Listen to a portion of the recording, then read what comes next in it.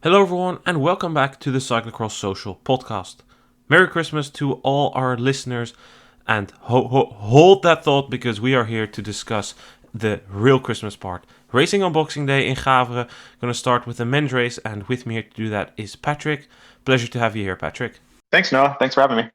Thanks for joining us between all the Christmas festivities. Issam will be joining us a bit later because he is caught up in some of those festivities right now. He will join us when we discuss the women's race in the second part of the podcast. But let's start right with the action on the men's side. Belgian champion Eli Iserbyt wasn't here after a rough weekend. He had too much pain in his butt and legs from his nerve injury, but without him, the field started. At the start, Kevin Kuhn nearly wiped out the entire right side of the grid.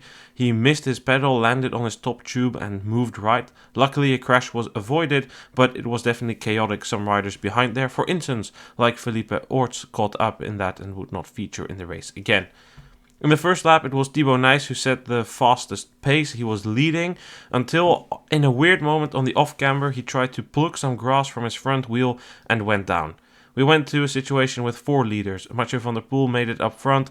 He was joined by his countrymen Pim Ronhaar and then the two Belgians Thibaut Nys and Michael van Toerenhout. Van der Poel waited again like a mole for about 20 minutes before launching his attack, and once he went, it was game over. Despite some mistakes in the second half of the race, he took the win. Second place went to Michael van Toerenhout, who managed to pull away from Thibaut Nys in the second third of the race. And third place then still went to Thibaut Nys, who dropped his teammate Lars van der Haar in the final lap. Patrick, no surprise really that Van der Poel takes the win, but he said in his interview that he was mad at itself for making too many mistakes. I think that's quite a luxury problem to have, right? He takes a relatively comfortable win and still he's striving for perfection. Yeah, if you're going to complain about making too many mistakes in the final laps and you're still winning by 26 seconds, that's a good problem to have. It doesn't really bode well for the rest of the field coming into the coming races. But hey, a good win for him, and we'll see what he can do in the next race. I think we're seeing with Wout coming up here in Lonehout. Yeah, I expect many more of these races where Van der Poel takes the win quite comfortably. You definitely saw that in the second half of the race he didn't need to push that much. But he is right, he did make a couple of mistakes, and one of these sections where he made them was quite early in the lap, and that was quite interesting because you pointed out that you liked his line early in the race. He took like this super wide low line where there was a lot of green grass, and it seemed like he kind of forgot that he wasn't the only rider taking that line, and once that line there deteriorated, he started slipping, and then the next lap he tried it again at the same speed and then went down. Yeah, and you saw him kind of sliding out in a few places. There was one off camber where nearly everyone was sliding, and you saw him go down there one time. Yeah, I think you're right. He just wasn't really making adaptations throughout the ride. He was kind of staying on the same line. I know you guys talked during the pre-Christmas block podcast about him kind of coming in rusty his first few races back, and I think you see the rust there, right? But it doesn't really matter. Everybody is still kind of on the back foot when Van der Poel's in the race, and his rust is kind of everybody else's shine. Yeah, I would agree with that. I think it's unrealistic to expect you can execute a perfect race on a course like Gavere. This is one of the most demanding courses of the year. I think if you create like a category of the hardest racing, you come into like the category Koppenberg, Overijse, Namur and Gavere. Those are the climbing heavy courses, and especially in conditions like today, it was quite muddy. It is a real challenge, and especially since they changed this course, I think 2 years ago for their first Boxing Day edition, they added this field section there. They made it a bit different, a bit more technical. I would say this course, in terms of technicality, leans to a lighter version of Namur. In that way, it's also not a surprise to see many of the same names up there as in Namur. But yeah, because it's so demanding and so challenging, everybody will make those mistakes. I don't think anybody who finished in the top 10 doesn't have like any section where they can say, well, I couldn't have done that better. I should have done that better, is what they will be saying at the finish. I thought that finish shot of Hugo Anin in the blue kit, which was some while after the broadcast finished, like between the interviews of him just hanging on a fence completely wrecked, that was quite telling for the story of this race, because the gaps were quite big. I mean, Tibor Del Grosso finished in 7th, already nearly 2 minutes down.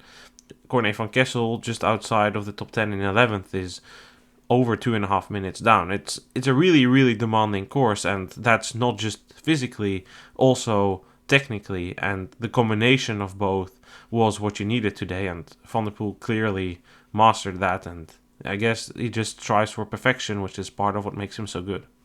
And I think Havre is an interesting track too, because there really isn't a single defining feature that you think of when you think of this track. There's that one downhill that comes to mind, but really the rest of it is just hard. The defining feature is difficult. It's heavy, it's muddy, it's a lot of climbing, as you saw, but there's really nothing that stands out that's like, okay, that's Havre, that's what this course is. Well, that for me, what I think about when I think of Gavere, it's like this shot across the lake with the semi-paved path down before the big climb. But you're right, there's not one section that defines success on this course. Much like in Namur, you cannot permit to lose concentration or focus anywhere. There's few recovery sections. Only this path with the 2 bridges and then the start-finish straight. But even that path is super bumpy. It's less bumpy than when they race on the other side of the fence, but still, it is bumpy, and that's not easy. So you need to be on your feet the entire race, be focused, and yes, you can make a couple of mistakes. It's just about limiting the amount of how many you make, and I think that was eventually what helped Van Toeren out. I didn't see him make too many mistakes today. He finished 2nd. To me, he looked the strongest in that battle for 2nd place all race. He constantly put Nys under pressure in the power sections on the climbs, not necessarily the running, but more like the power, seated power sections. And Nys needed to use his technicality skills in those downhills on that off-camber to kind of hang in there, and then it was kind of inevitable that at some point that rubber band that Nys was hanging on would snap. Yeah, you saw a really good battle between those two throughout the middle part of the race. Like you said, Nys's band did snap there. You saw a resurgent Van der Haar kind of make a play in the last three, third to last and second to last lap. Got back to third, overtook Nys, and then unfortunately that was kind of all he had to put in. Right after that second to last lap, he blew up, faded back to fourth.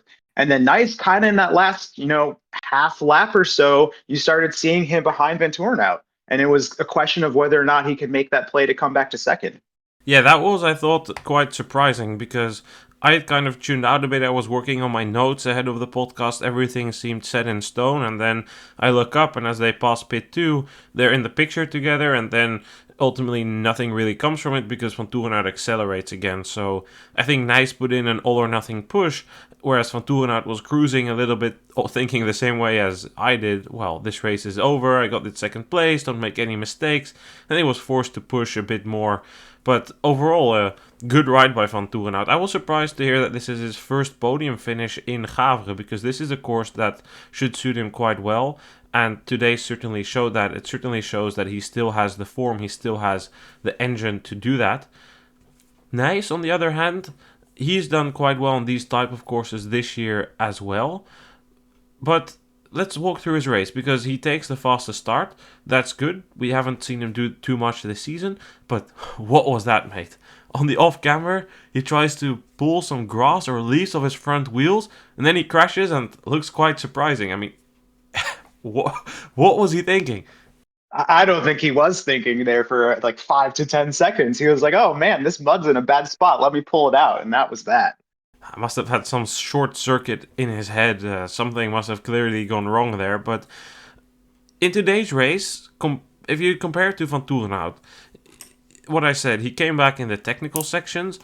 And I want to know your opinion on this, because in the leading up to this race, Nys gave an interview in a newspaper in Belgium saying, like I used to race, where I had this refined technical skill, I could lean into them, I was always confident. I can't do that anymore. I've lost the feeling for that, and that's why I can't perform on a circuit like Hulst or like Namur, but I can do it in a race like Zonhoven, where it's for the big engines. How do you look at those comments, and maybe not necessarily only just hear the performance in Gavere, which might contradict that a bit? What I hear in that is kind of the shift of Nice from a cross-specific focus to more of the broad road, and then kind of the sprinkling of cross into the winter season, right? So he's working on an engine throughout the year.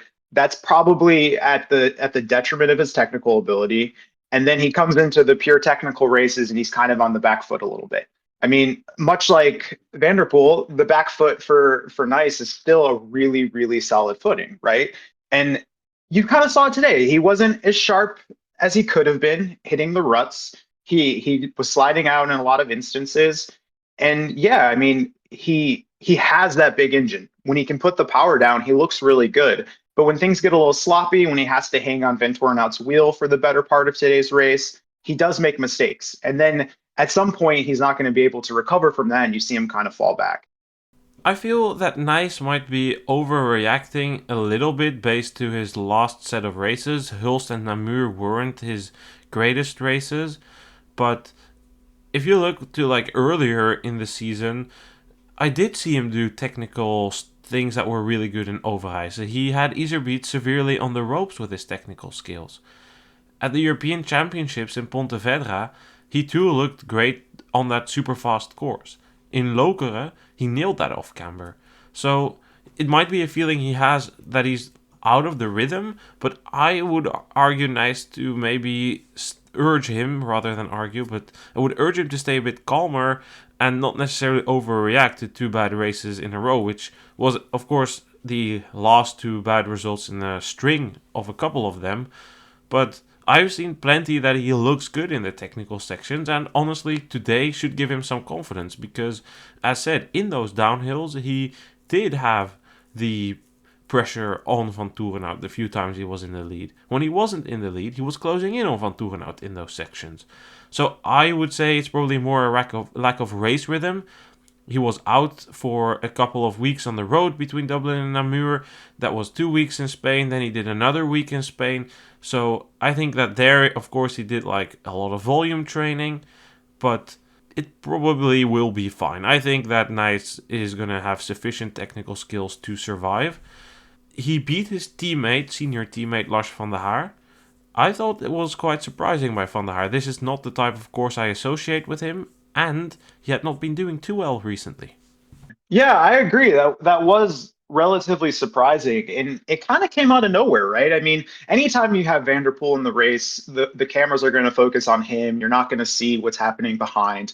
And all of a sudden, in the middle of the race, all of a sudden, Van Haar is right there, challenging for that second group on the field. And it was interesting to see. I agree. I wouldn't think of him as a rider that would do well in today's conditions, that would do well in today's type of parkour, but a good ride for him. And maybe that's a little bit of motivation for him coming into the next week here. It's a much needed up for him as well because if you get in this spiral of everything not really going your way, you need something to keep the morale up, and I certainly think this can be that result. Van der Haar isn't racing in Loenhout tomorrow. I don't think he is doing Besançon either, so that means that his next race will be Diegem, and Diegem should be a good race for now. I'm wrong. He is racing Besançon. Besançon should nevertheless also be quite a good course for him. The weather forecast at the moment is saying it should be dry, quite fast, no rain. So that could be somewhere where he could do quite well. He needed that. So if we look at the entire top 10, we see that behind Van der Haar, who finished behind Van der Poel, Van Toerenhout and Nice, Emile Verstringen takes 5th, ahead of Niels van de Putte. Tibor Grosso finished 7th, ahead of Cameron Mason, Joren Viseuren and Toon Aerts. Toon Aerts, somebody who maybe had expected a bit more, or at least we had, but he has been sick. That's why he didn't race in Mol. He is racing here because he was second in the World Cup standings, and that is important for not only prize money, but especially for the starting position in the remaining World Cup races and also the World Championships. A few riders I would like to talk about here are Verstringen and then also Del Grosso and Mason. So let's start with Verstringen.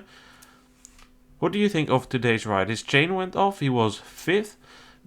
Do you view that as good enough? Or do you kind of think that after Namur, where he finished 3rd, you would have hoped him to be in the mix with Van Toerenhout, or is that unrealistic to expect from a first-year elite? No, I think it's unrealistic to expect week in and week out performance. I think his performance in Namur was very strong, and a top five here kind of consolidates that. I think it wasn't just a one-off that we saw. Now it's two races where he's competing. Sure, it's not for the win, it's not for the podium, but it's right up there at the top. And with a field with 80 plus riders in it, a top five is nothing to balk at. I would agree with you. It's too early to consistently bang that out. Last weekend he had a sixth place in Hulst as well. So he's definitely been doing good, very good. He had a injury to his hamstring earlier this season, but with these results, he's certainly putting his name significantly on the table of the Belgian national coach Angelo de Klerk for that world selection.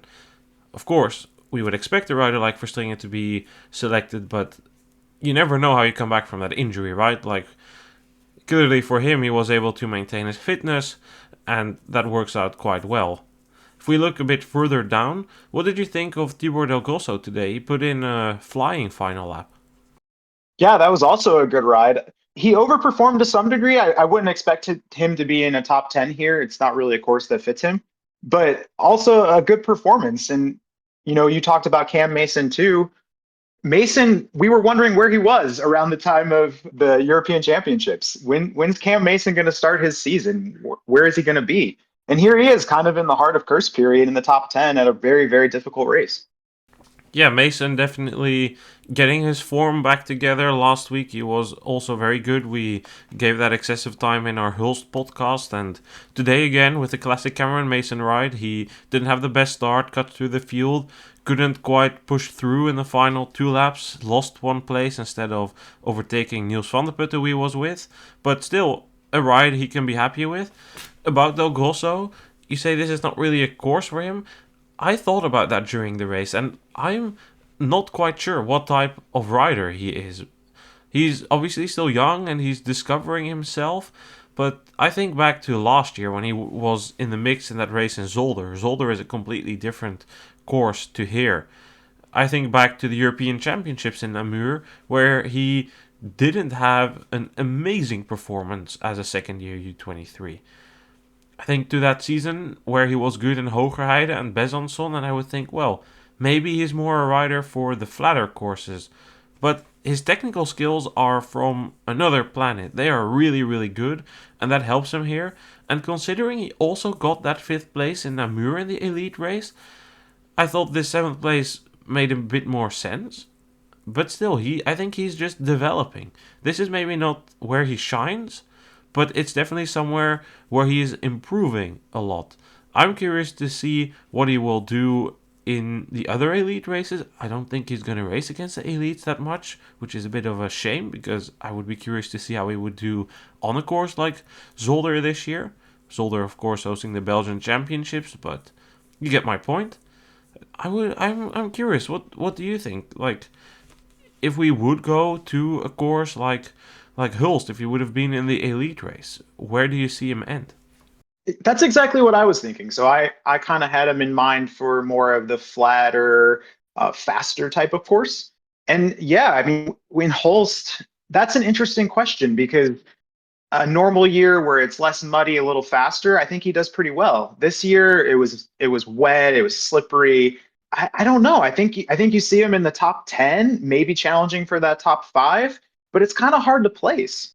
I'm still a bit in the dark, but considering he has made that progress, I would say that on those type of courses, I could see him be in the mix in the group behind Van der Poel, and that means that if Van der Poel isn't there, he would be in the mix for the victory.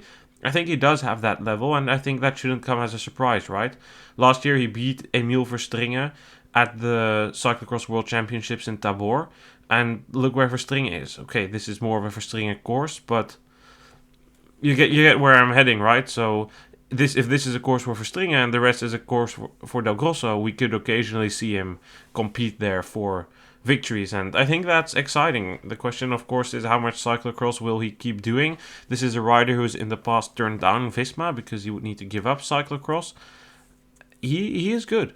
And he loves the sport, so I think we'll see him do that in a similar way like he's doing now, starting his season relatively late, focusing on a select few events, but he is really talented, and I'm excited to follow his progression.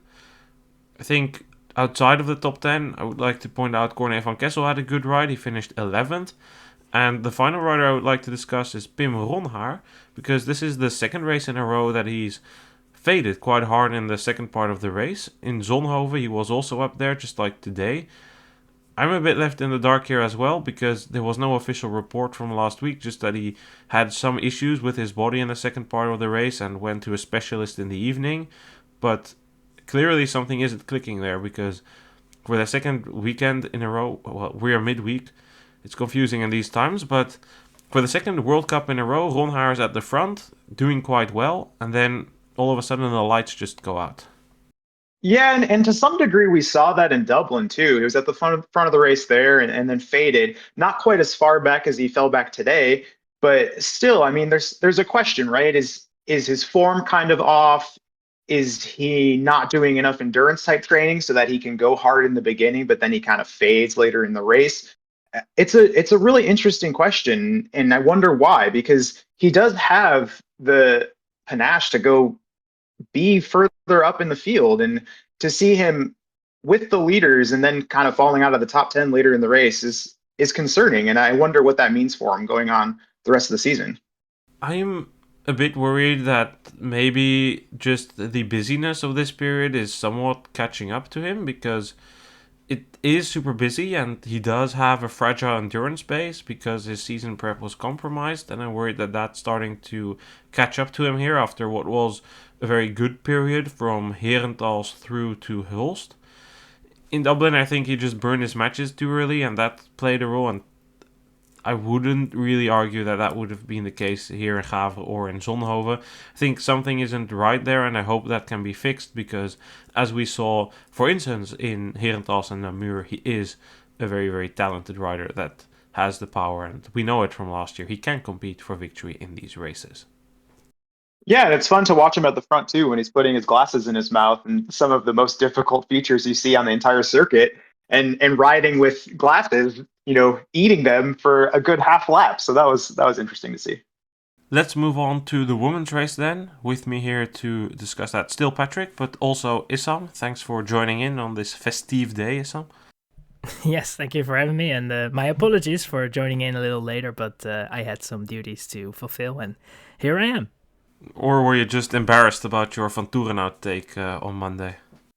Oh, that's a good shout. Well, I mean, I think he proved me a little wrong there, but I have to say that he got the course, of course, which suits him well, and maybe I was a little too fast with my conclusions there. I think that Van Tourenhout is someone that picks his races as well and knows when he has to to give it his all and go for it completely. And he also takes, he picks his days very well. And I think maybe that is what put me on the wrong foot there. But yeah, he had a very solid race, and I think he finished very well. And yeah, all props to him, obviously, and not so much props to myself. We will see. Yeah, at the end of the Christmas period, we will draw the balance. Maybe this is his last good race, and you're the last one laughing. We will see. Now, actually, let's really get started with the women's race. It was not the most competitive race of the season we've seen here. World champion Van Empel made her return after a knee injury. She crashed on her knee twice in Namur, and then she crashed on it again during a recon of Paris-Roubaix on one of the pavés. She crashed. But clearly it didn't seem to hamper her. She took the win here quite comfortably, almost leading from start to finish. In the first two laps, she was still joined up front by Pieterse, but the Phoenix de Koning rider had to let go, and from there on it was all over. It was a victory for Van Empel. Second place went to Brandt, who fought back from yet again not an amazing start. Brandt also made a few too many mistakes in the first part of the race, then finished second. And as said, Pieterse completed the podium. My question here about the win for Van Empel is one that we've asked a couple of times before this season, right? So Van Empel started her season in Beringen, looked really good, took the win. Then it didn't look too great. It was never horrible, but it was also not the best Van Empel we've seen. She takes a break, comes back with an impressive weekend, Kortrijk and Antwerp. Expectations were, okay, so this is the start of Van Empel's win streak. Doesn't happen. She is off the pace in Dublin, finishes second. Takes a break, comes back with a commanding win in Herentals, off the pace again in Namur. Now again, a short forced break, some freshness, some endurance building. She takes the win. Where are we with Van Empel? Is this then the start of her win streak, or are we still in the same situation where we don't really know where we are with Van Empel? Is she going to continue this or not? That's going to be the question. I think, to be honest, that we saw Van Empel that was really like she was in Herentals, not making that many mistakes, being the best in the race and showcasing that as well over the course of the entirety of the race. I think that, Namur was the race that would confirm if it's either going to be the win streak that will follow after that race in Herentals, or it was going to be a period with ups and downs. And Namur, unfortunately, didn't go the way, for her at least, in terms of confirming the form and repeating what she did in Herentals. And I think from there, it's still a bit too early to completely go all in on the fact that it's going to be now a win streak or something.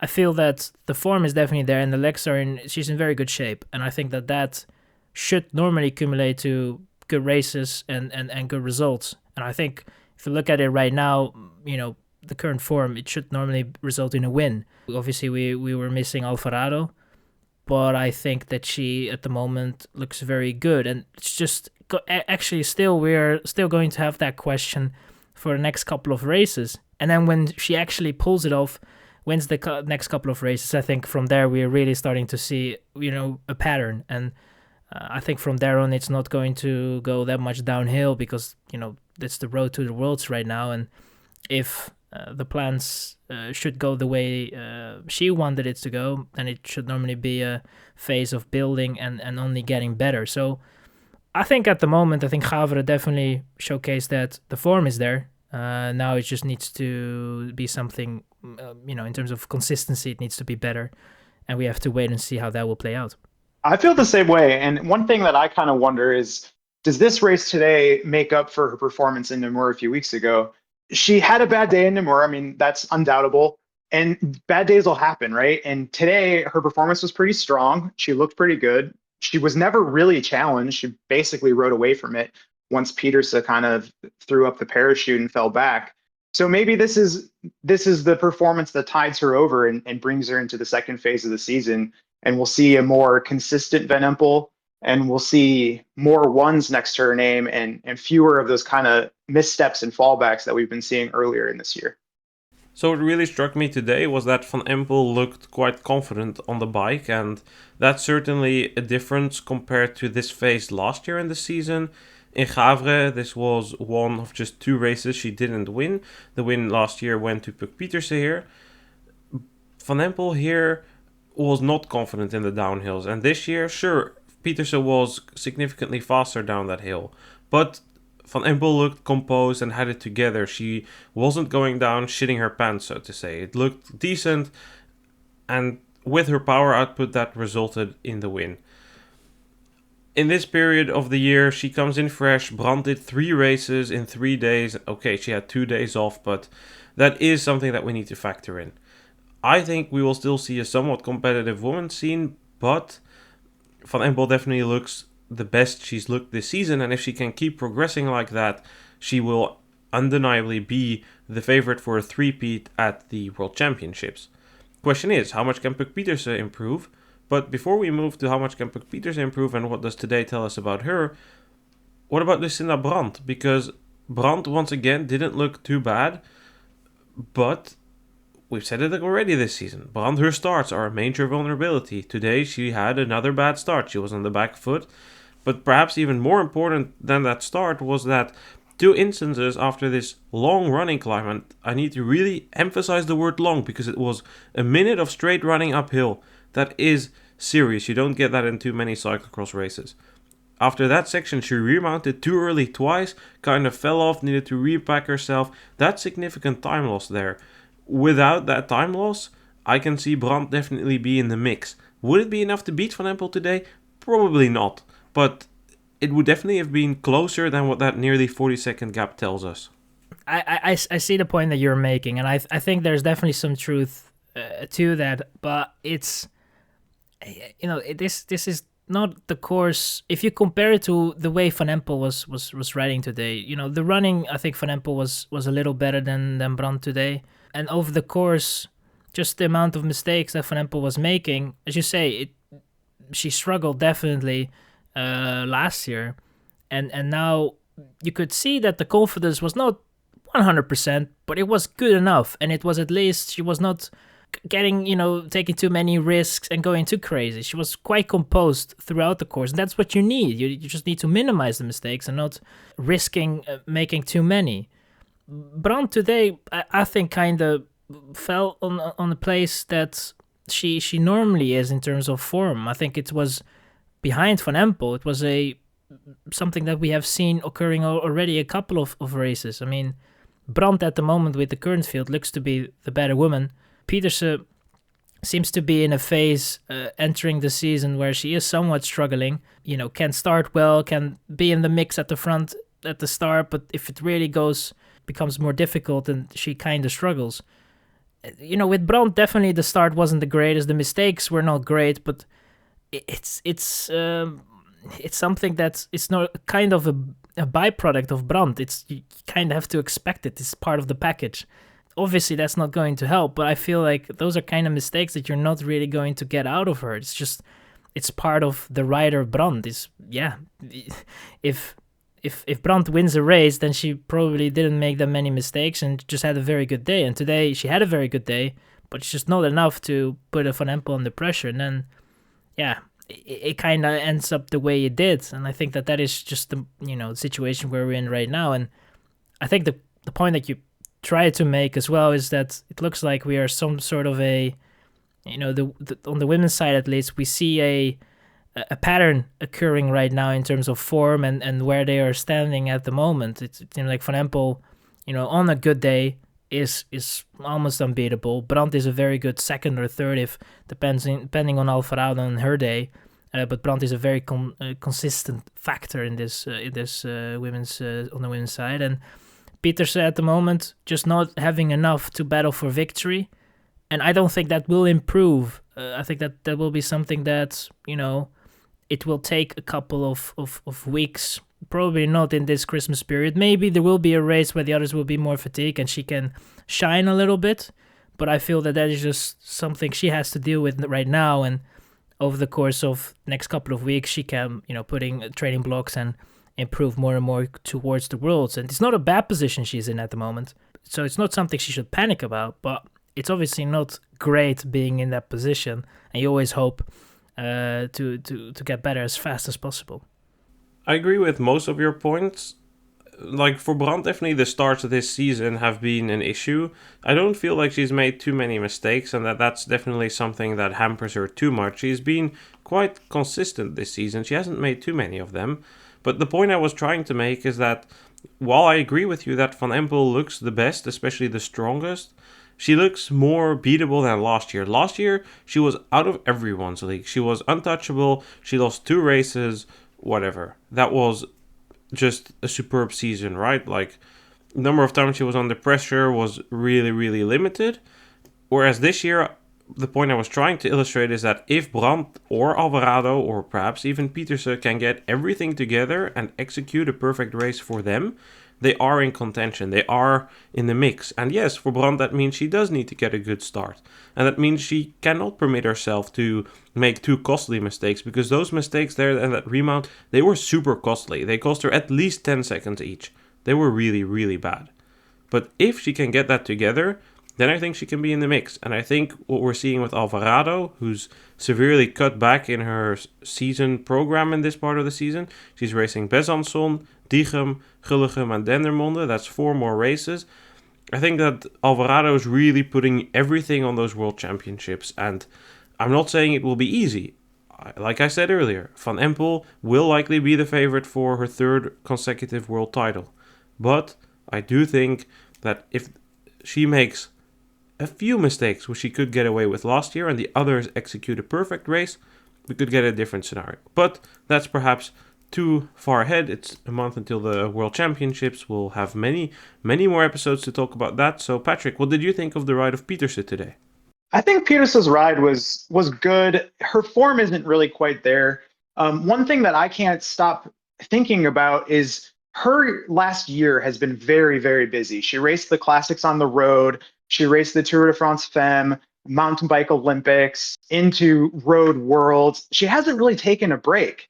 And so the idea of Petersa riding into form this winter and having her best rides ahead of her still, I question if that's going to happen, or is there just too much fatigue in her legs and she's just going to kind of stagnate here, and she probably will pick up a win, I would think. But I don't know if there's another level for her given the training and given the amount of race days she's had this year.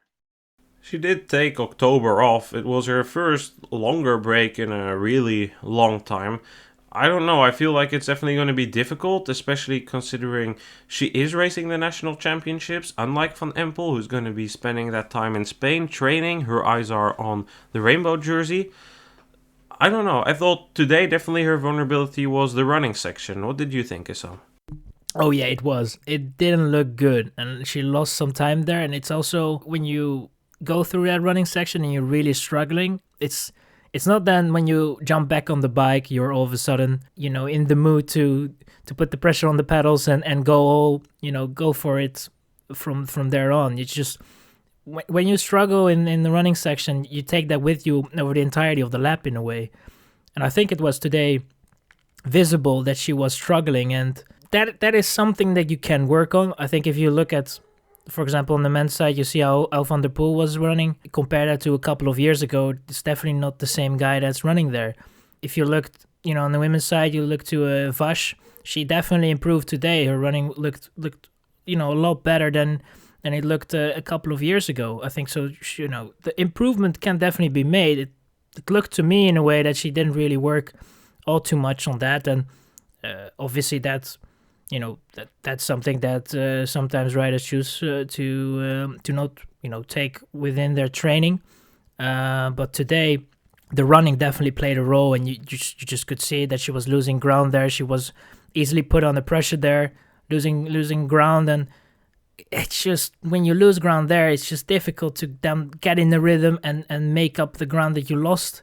That definitely didn't look great. I think in terms of form, it's going to be the question. I think this, the experiment that they did with a very busy season that she had before this cyclocross campaign, I think we will know the answer at the Worlds if we don't see the improvements over the course of the next couple of weeks, and she's not able to deliver during the Worlds. I think then you could definitely bring up the question of, is that fatigue? Did they do too much racing last season? And I think then there can definitely be a very critical look on what they did in terms of racing before this cyclocross season. But yeah, we will have to wait and see how that will play out. But I think for sure, if you look at the running, it wasn't the greatest and definitely played a role in the performance today. Peter's struggling with running is definitely something that we remember from a couple of other races. I think I recall Kokseide when she was still a U23. Didn't really look too good there. I think another way to look at it is Van Empel not inherently a more talented cyclocross rider than Peterse? Peterse, of course, has the technical gifts, but isn't Van Empel's power curve much better suited to cyclocross riding? Because if you look at it, yes, as a U23 they were evenly matched, but Van Empel had a lot more skills improvements to make because she started focusing on cross relatively late. And since then, Van Empel has consistently outclassed Peterse.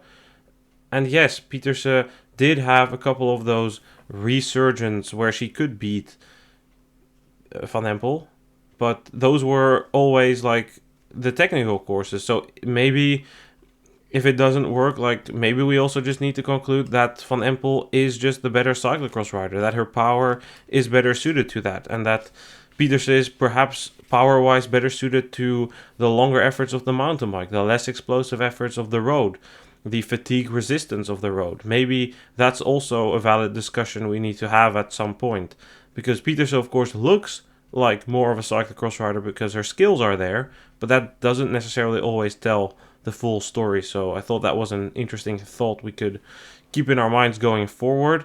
For now, let's move forward with reading the entire top 10, because behind the Dutch podium of Van Empel, Brandt and Pietersen we found Vash. Then Backstedt was 6th, ahead of Van der Heijden, Ribeiro, Bakker, Schreiber and Betsema. Patrick, what did you think of Vash? She was up there in the mix and in the second half kind of needed to let go. Do you think she messed up her pacing, or is this kind of where she belonged on today, just slightly behind these riders like we also saw on Namur? No, I think this is where she belonged on the day. It's actually good to see her up in the top 5. In the earlier part of the year, we were questioning her performance. We were wondering if she was really going to make the step up here in the elites and be a contender on a week in and week out basis, because she was kind of floundering in the, top 10, top 15 area. But in the last few weeks, she's been looking really strong. And I think 4th here is about what you would expect. I don't think she could have done much better. She hung on for a little bit. She fell off as the pace kind of sustained, and it got harder and heavier as the race went on. So yeah, I think a good ride from her, but to get on that podium, probably just a little step too far today. So you mentioned something about there being a trend, a tendency of riders kind of always falling into roughly the same slots in the women's races, and I think you can definitely also make that case for Backstedt today. Yeah, absolutely. I think that, today's course wasn't particularly great for Backstedt, but she is just in that form right now that no matter the course, she's going to be somewhere around that 5th place, considering the field today. And I think that, it was today again a very, very, very strong outing for her. I just think that the course didn't really help for Backstedt, but overall, we can see that upwards trend in a way, and she's finding her place in on the women's side with the elites. And I think that I think we're kind of waiting for Backstedt when she gets the course that suits her well. And then she will again play a bigger role at the front, similar to what happened in Zonhoven. I think that is definitely, again, within her possibilities. And just, it's somewhat, as you say, and as I said before, it's on the women's side, it clearly, you can see just a pattern with certain riders that they kind of fall in their slots in a way. There's nothing wrong with that. It's just basically the situation we have at the moment, and there is not much we can change, and not much they can do either to that. They gave it their all, and it just ends up the way it ends up. I agree. Backstedt needs a flat course, and then she can do even better. Although this result does showcase growth, she has struggled quite a bit with these climbing courses, although I do think that she obtained a really, really good result here in Gavere a couple of years ago when she was still a junior. Do you remember that, Issam? When this race, it had that one-off edition when it was in February, and everybody was in Belgium complaining about it because how can a classic like Gavere barely have any spectators? Didn't she just miss the podium there? I remember the race. I don't know what year it was. Must have been a 20 after those Fayetteville World Championships, 2022. 2022 indeed. Yeah. She missed out on the podium there, and it was a very good race. But I think I feel like it's a sort of you have to take in perspective that was at the end of the season. A lot of riders there were quite fatigued at that time. She definitely picked the races a little bit better. It was maybe less fatigued, had also her goals on the road in a way, and I think that obviously you have to put that result in a perspective, but it shows that she definitely liked the course in Gavere, and you have to remember Gavere is not always a course where it's predominantly running. It has been now for a couple of years, but I can remember some editions where you can definitely stay a little bit longer on the bike, and where the power is even more important than it is right now. As you say, it definitely showcases that Backstedt at the moment is only growing, is getting better and better on every type of course that she gets in front of her. I just think that if she really wants to play a role for a podium, I think then it needs to be a little bit more cross specific for her, something that suits her a little bit better, and then she has a chance fighting up front, and I think she already showed that, and she will show that probably again if she gets the opportunity. So, but overall, I think for her, this today definitely showed the growth that she has, and it's only progress. That's the most important thing, because she's so young. She can still improve in many aspects, and normally it should be an upwards trajectory from this point of her career. There is still things she can improve on, and she can only get better. She will definitely do even better in Dendermonde, but maybe we are underestimating her ability to perform on climbing courses, because her results here in Gavere are 4th, 4th, 6th, and 5th now. So perhaps, like, I agree, like we think because of Namur, where she has historically struggled, that she struggles with these types of courses. But because Gavere is slightly less technical, it's still physically and technically demanding, but because it's slightly easier, it's perhaps a bit better for her, and we're underestimating her a little bit. But overall, I agree with you. So her result in Zonhoven shows she can do even better, and hopefully we will get that ability to see that in either Besançon, although it doesn't seem to be muddy there, or in Dendermonde, where it probably will be muddy looking at the forecast. So let's keep that in mind. I think for the rest, I am obligated to point out Ribeiro and Bakker both had good rides. They both like muddy courses like this. There were quite a number of riders not there. I think I already mentioned that Alvarado wasn't there. She's just resting. Then Casasola is still out with a virus infection. Verdonschot is out, Frank is out, Kant skipped today, the Holmgrens weren't here today, Vorst is out with that hand injury. So you move up into the results a bit more, which is why I feel like all this commotion in Belgium about that 10th place of Betsema is perhaps a bit misplaced. Her results have definitely been on the up, but that she's now on the first page of the results sheet, to me, seems down at least to the fact that a number of key players from earlier in the season aren't there. Betsema's contract is expiring in less than a week, and she says she's still talking to multiple teams. Any guesses where she might be headed? I don't. I honestly, I don't have any guess. I haven't thought of it. I know that her contract is expiring, and it seems very unlikely that Paushaus will extend. So it's definitely going to be an interesting situation she is in right now, and where she will go is for me a question mark, because I think you have to take into consideration at the moment it looks like she is somewhat in her later phases of her career.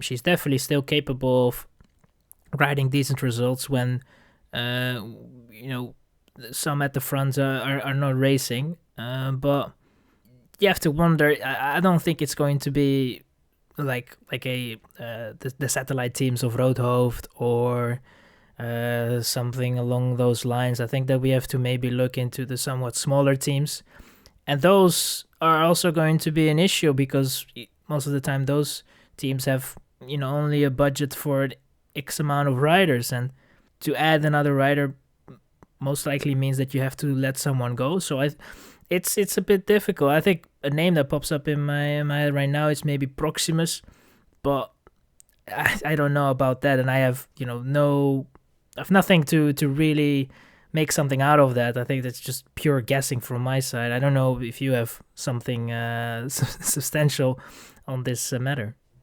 I have nothing to go by, but Proximus was an idea I had as well. My other options were Heizomaat team. I thought about Ridley, but that wouldn't make much sense considering she doesn't want to do a big summer program, but maybe following this season she kind of changes her mind about that. And then a final option I still had was the Charles Gouin Roastery CX team, that she would take on more of a mentor role in that team. Final question is for you, Patrick. The rider you interviewed at US Nationals, Vida Lopez de San Roman, 19th place today. How have you watched her debut here on the European scene?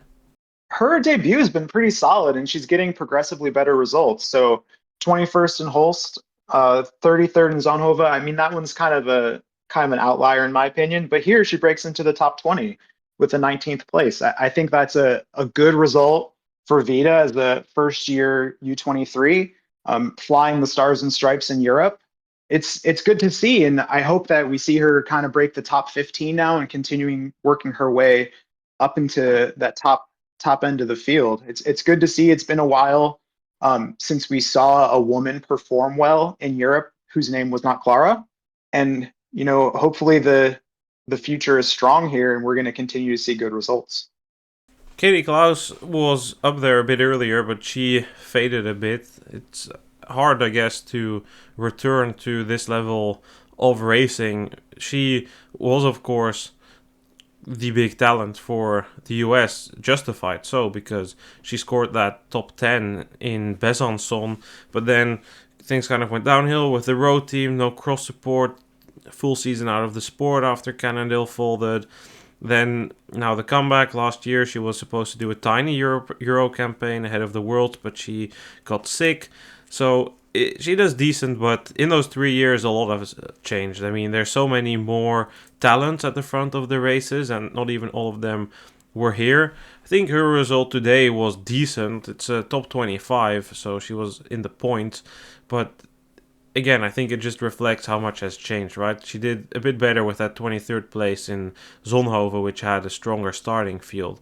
But again, I feel like if you look in these lower ranks, you sometimes just see, oh, these riders, like they used to be like quite a big talent, or they used to be really up there, or a big talent, and then you kind of just see that how quickly the women's scene is developing. And I would also argue that is a positive thing to see that more women can make a living from cyclocross. And then it's also fun to occasionally see one of the veterans in there. Today, Kim van der Stenen, 38-year-old, former winner of the Koppenberg Cross, 28th. Caroline Mani, she obtained a medal at the 2016 World Championships in Zolder. That's nearly a decade ago, 37 years old. 18th today, so always interesting to see who's a bit further down there in the results. Enough waffling. Gentlemen, thank you for your attendance today on Boxing Day. Yes, thank you for having me. It was a pleasure, and looking forward to tomorrow, Loonhout. Thanks, guys. It was fun. As Issam said, we will be back tomorrow with the racing in Loonhout. Not yet sure where I will record, maybe in some roadside restaurant or something. I will be heading towards Besançon for the World Cup, which takes place on Sunday. Thanks everyone for listening, and we will be back tomorrow. Goodbye.